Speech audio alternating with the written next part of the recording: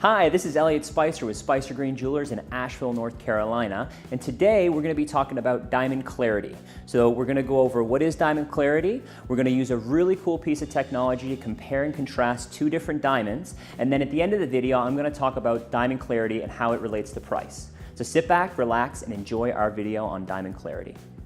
Diamonds, like many other things formed in nature, don't always form perfectly. This non-perfect formation can result in internal features in a diamond or external features in a diamond. Internal features are known as inclusions and external features are known as blemishes. Each diamond is a piece of Mother Nature's artwork. Formed over millions of years, these can sometimes be more minimalistic when they come out of the ground, or some can be more abstract.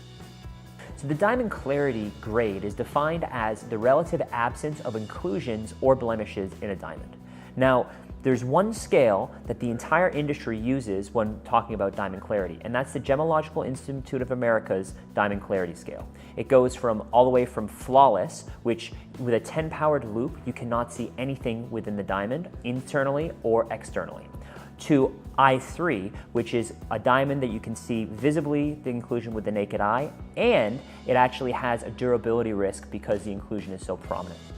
So the diamond clarity scale should make it really easy for us to figure out how many inclusions or blemishes are in a diamond. Unfortunately, this isn't always the case. You see, the grade is just an opinion of the laboratory, and the laboratories are consisted of people like you and me.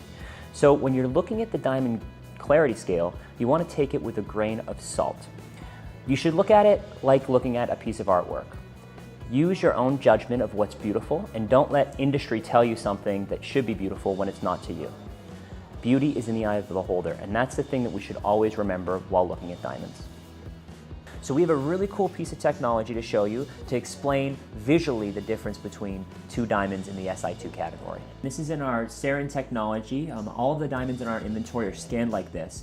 So two diamonds, two very different diamonds, even though they're the exact same grade.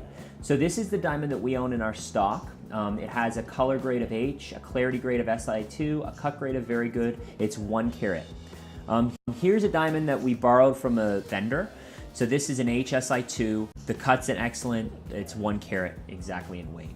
So when we look at the actual 3D loop, so this is an actual 3D scan of both diamonds.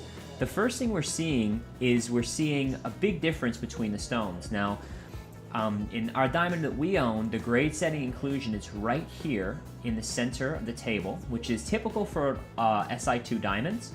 Now if I zoom in on this diamond, you'll see this is the grade setting inclusion, so the inclusion that actually determines the grade.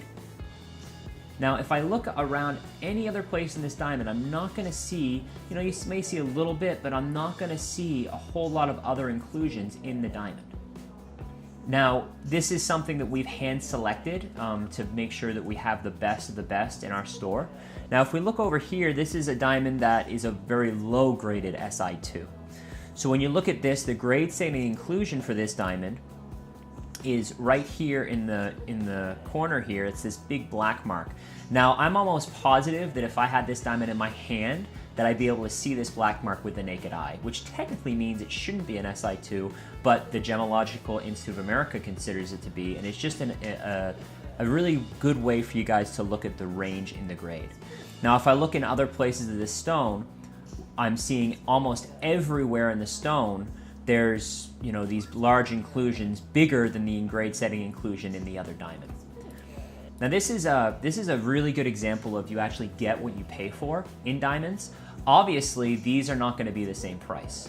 When you look at this diamond, it's in our stock. There's going to be a premium on this diamond. However, if you're looking for the cheapest thing in the world, this is pretty much what you're going to get. So in diamonds, like in many other aspects in life and many different things, you get what you pay for. Well guys, that was our video on diamond clarity. I hope you enjoyed it. Don't forget to like and subscribe to our YouTube channel and all of our things on social media. Now, if you have any questions about today's video, feel free to email me at elliott@spicergreene.com. And if you want to check out our website, we have all the diamonds that are in our stock listed so you can compare and contrast them on your own. Until next time, have a good one.